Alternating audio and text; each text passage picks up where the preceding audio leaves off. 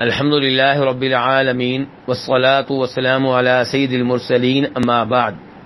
ایک بھائی سوال کرتے ہیں کہ قرآن و حدیث میں ایک لفظ استعمال ہوتا ہے فترہ، اس کا کیا معنی و مفہوم ہے اور اس سے کون لوگ مراد ہیں؟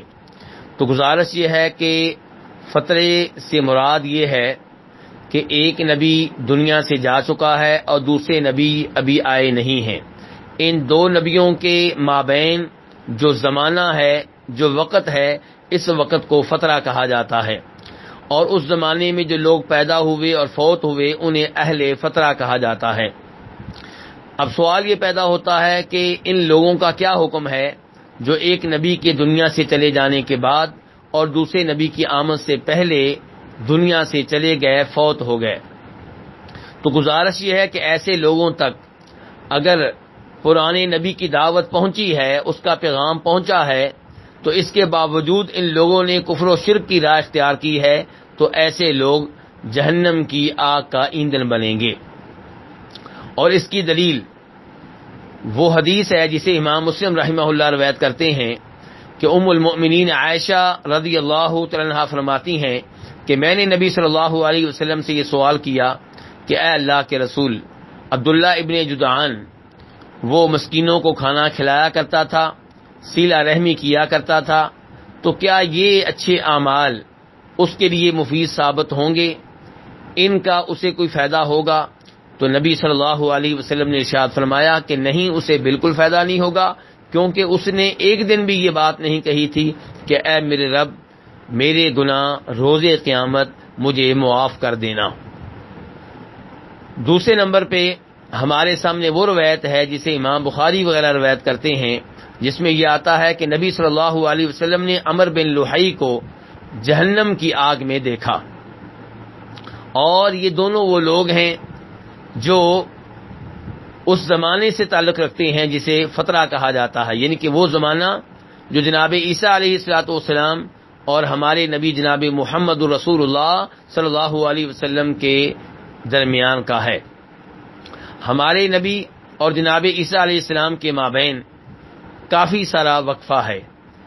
امام بخاری جناب سلمان فارسی رضی اللہ تعالیٰ عنہ کا یہ قول نقل کرتے ہیں کہ ان دو نبیوں کے مابین تقریباً 600 سال کا وقفہ ہے۔ تو اس وقفے میں جس کو فترہ کہا جاتا ہے، جو لوگ پرانے نبی کی دعوت کو قبول کر لیں اور اسے اپنا لیں تو وہ کامیاب ہیں، اور جن کو دعوت مل جائے اور اس کے باوجود وہ کفر و شرک کی راہ اختیار کریں تو یقیناً وہ جہنم کی آگ میں جائیں گے۔ تیسرے نمبر پہ وہ لوگ رہے جن کو دعوت نہیں مل سکی، جن کو پرانے نبی کا پیغام نہیں مل سکا، تو ان کا کیا حکم ہوگا؟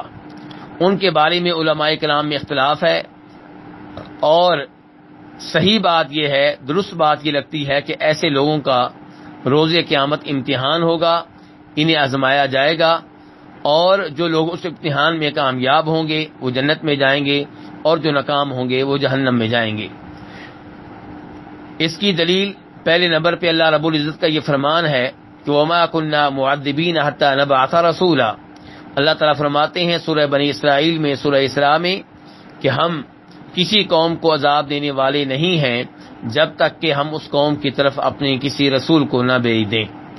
تو اس سے پتہ چلا کہ جس قوم کے پاس کوئی رسول نہیں آیا یا کسی رسول کا پیغام نہیں آیا، اس کی دعوت نہیں آئی، اسے اللہ تعالیٰ عذاب نہیں دیں گے۔ اور ایسے ہی اللہ رب العزت سورہ ملک میں یہ بیان کرتے ہیں کہ جب بھی جہنم کی آگ میں کسی گروپ کو ڈالا جائے گا تو اس گروپ سے جہنم کے خازن فرشتے سوال کریں گے الم یأتکم نذیر، کیا تمہارے پاس کوئی ڈرانے والا نہیں آیا تھا؟ تو وہ کہیں گے کیوں نہیں، ہمارے پاس ڈرانے والا آیا تھا، لیکن ہم نے اس کی تکذیب کی، اس کی تردید کی اور اس پہ ایمان نہیں لائے۔ تو ان دو آیتوں سے پتہ چلا کہ جہنم میں وہی جائیں گے جن کے پاس کوئی رسول آ چکا ہو، کوئی نبی آ چکا ہو، یا کسی نبی اور رسول کا پیغام آ چکا ہو، اس کی دعوت پہنچ چکی ہو۔ اور ان کا مفہوم یہ نکلا کہ جن کے پاس کسی نبی کا پیغام نہیں پہنچا، اس کی دعوت نہیں پہنچی، اسے اللہ رب العزت عذاب نہیں دیں گے۔ مزید تائید اس روایت سے ہوتی ہے جسے امام احمد وغیرہ روایت کرتے ہیں، جس میں آتا ہے کہ روز قیامت وہ لوگ جن کا تعلق زمانہ فترہ سے رہا ہوگا وہ کہیں گے اے اللہ ہمارے پاس تو کوئی نبی نہیں آیا، کوئی ڈرانے والا نہیں آیا۔ ایسے ہی مینٹل کہے گا اے اللہ میں تو مینٹل تھا، میں تو کسی بات کو سمجھتا ہی نہیں تھا۔ اور بہرا آدمی کہے گا یا اللہ میں تو کسی بات کو سنتا ہی نہیں تھا۔ اور بوڑھا کہے گا یا اللہ دین اس وقت آیا جب کہ میں بوڑھا ہو چکا تھا، میری عقل کام نہیں کرتی تھی۔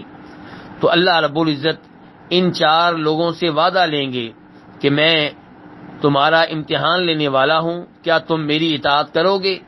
تو یہ چاروں وعدہ کریں گے جی ہاں اے اللہ ہم تیری اطاعت کریں گے۔ تو ان کو حکم دیا جائے گا جہنم کی آگ میں داخل ہونے کا۔